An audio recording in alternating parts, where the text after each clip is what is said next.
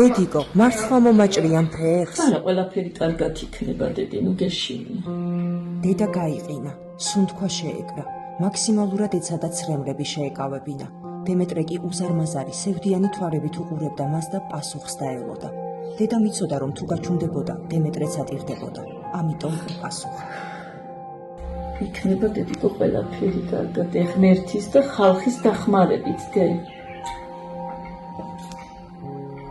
დემეტრე 6 წლის იყო, როდესაც პირველად ფეხში დაღლილობა და ტკივილი დაეწყო. ექიმმა რენტგენის გადაღებაზე უარი თქვა, ტკივილგამაყუჩებლები დაუნიშნა. 3 კვირის შემდეგ ბავშვს ფეხი დაუსივდა, დაუნიშნეს მალამოები, ყინული, კომპრესიები, მაგრამ მდგომარეობა მხოლოდ და მხოლოდ უარესდებოდა. რამდენიმე თვის შემდეგ რენტგენი გადაუღეს, თუმცა უკვე ქვიანი იყო. ანევრიზმა ძვალს შიგნიდან ანადგურებდა.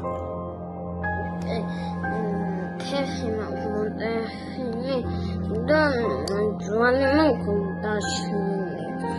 რაღაცა ის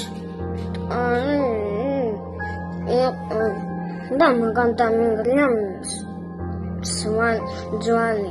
იანვარში მისი ძვალი დაიშალა და მთლიანად გატყდა. ბავშვს ფეხში ძვლის გადანერგვა სჭირდება, საქართველოში ეს შეუძლებელია. მათი უკანასკნელი იმედი თურქეთია. შობლებმა ყველანაირი ფინანსური შესაძლებლობა გამოიყენეს.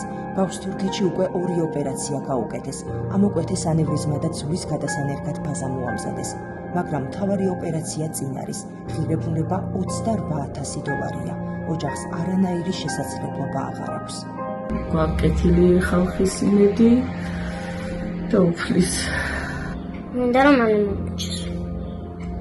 ოპერაციის გარეშე დემეტრე ვერასდროს შეძლებს სიარულს და შეიძლება ფეხი სრულად დაკარგოს.